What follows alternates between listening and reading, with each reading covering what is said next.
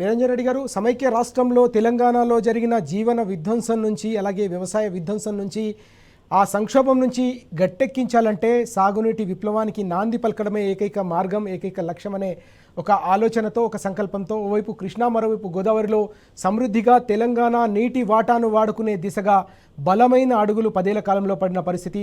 దాని ఫలితంగానే ఓవైపు కాళేశ్వరం, మరోవైపు పాలమూరు రంగారెడ్డి ప్రాజెక్టుల రూపకల్పన, అమలు, ప్రతిష్టాత్మకంగా వాటి నిర్మాణాలు మనం చూసాం. కానీ ఏడాదిన్నర కాలంగా కాళేశ్వరం చుట్టూ జరుగుతున్న కుట్రల పరంపరను కూడా మనం చూస్తూ ఉన్నాం.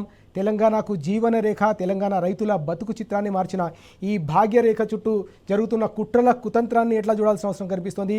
బనకచెర్ల ప్రాజెక్టుకు వేస్తున్న బంగారు బాటలు, తెలంగాణ రైతు గొంతుకు వస్తున్న ఈ వ్యవహారాన్ని ఎట్లా చూడాల్సిన అవసరం ఉంది? ఇప్పుడు తెలంగాణ వ్యతిరేక శక్తుల యొక్క ప్రయత్నం ఆది నుంచి కూడా ఒకటి, రాష్ట్రం ఏర్పడొద్దని వాళ్ళు చేయాల్సిన ప్రయత్నాలన్నీ చేసిండ్రు. వాళ్ళ వల్ల కాలేదు. ఏర్పడినటువంటి రాష్ట్రాన్ని కూడా ఒక విఫల ప్రయత్నంగా చూపాలనేటువంటి అనేక కుట్రలు వాళ్ళు చేసినారు. ఓకే, ఆ రోజు ఆంధ్రప్రదేశ్లో చంద్రబాబు నాయుడు గారి ప్రభుత్వం మోడీ గారి ప్రభుత్వానికి అనుబంధంగా ఉంది కాబట్టి వాళ్ళు కలిసి ఉన్నారు కాబట్టి, ఎన్డీఏలో భాగస్వామి కాబట్టి, మన నీటి వాటాల పంపిణీ విషయం కావచ్చు, ప్రాజెక్టుల విషయం కావచ్చు, ఉద్యోగుల విభజన కావచ్చు, ఉమ్మడి జాబితాలో ఉండేటువంటి అంశాలు కావచ్చు, హైకోర్టు విభజన కావచ్చు, కేవలం కొన్ని మాసాలలో పూర్తి కావాల్సినటువంటి అర్హమైనటువంటి అంశాలన్నింటినీ కూడా చాలా విజయవంతంగా వాళ్ళు ఒక దశాబ్ద కాలం లాక్కొచ్చినారు. మొదటి టర్మ్లో చంద్రబాబు నాయుడు, రెండవ టర్మ్లో జగన్మోహన్ రెడ్డి.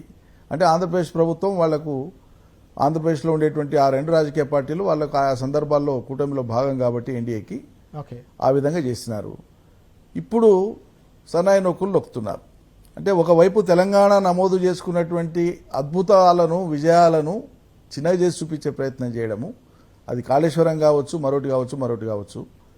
మరి 24 గంటల కరెంట్ ఇచ్చి రైతాంగానికి భారతదేశంలోనే నంబర్ 1 రాష్ట్రంగా వ్యవసాయాన్ని తీసుకొని పోయి పంటలు పండించి, చెరువులను దురస్తు చేసి, చెక్ డ్యాములు కట్టి, పాత ప్రాజెక్టులను పూర్తి చేసి, కొత్తవి తలపెట్టి ఈ మోతాదుకు తీసుకొని వచ్చినాక కూడా పంటలు ఏ మోతాదులో పడినాయో, వ్యవసాయ కాంట్రిబ్యూషన్ జిఎస్డిపిలో ఎంత ఉందో, ఓవరాల్గా స్థూల ఆదాయం ఎంత ఉందో, విద్యుత్ వాడకం, అన్ని నమోదైనటువంటి విజయాలు మనం చెప్పేది కాదు. కేంద్ర ప్రభుత్వ సంస్థలు, reserve bank, CAG, government of India, పార్లమెంట్లో మంత్రుల జవాబులు, ఇవన్నీ ఆధారాలు ఉండగా కూడా ప్రజాస్వామ్యంలో ప్రజల చేత ఎన్నుకోబడినటువంటి ఒక బాధ్యత గల ప్రభుత్వం వీటన్నింటినీ పరిగణలోకి తీసుకోకుండా వ్యక్తులుగా, రాజకీయ నాయకులుగా వాళ్ళ నోటికొచ్చినట్లు పచ్చి అబద్ధాలు మాట్లాడేటువంటిది దిగజారుతనానికి నిదర్శనం.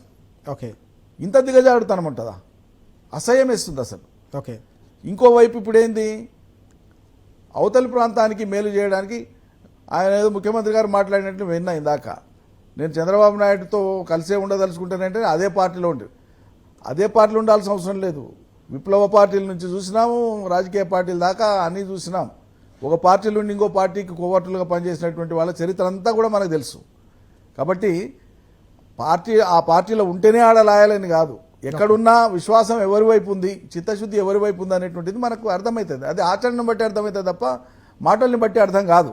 ఓకే, మరి ఎందుకు ఆ తపన ఉన్నప్పుడు 4-5 మాసాల్లో పనులు పూర్తి చేసి ఫలితం తీసుకునేటువంటి పాలమూరు రంగారెడ్డి వైపు కన్నెత్తి ఎందుకు చూడలే? 18 నెలల కాలంలో 2 పిల్లర్లను రిపేర్ చేసుకొని నీళ్లను వాడుకునే వెసులుబాటు, అవకాశం ఉన్నటువంటి కాళేశ్వరం, నీ నిందలు, నీ విచారణ అవన్నీ జీవితకాలం చేసుకో, ఎవడొద్దన్నాడు.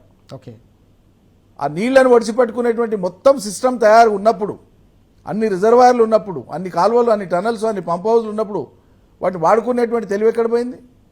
ఇది ప్రజల కోసం ఉద్దేశించినటువంటి నాయకులు ఇట్లుంటారా? ఇది తపనంటారా?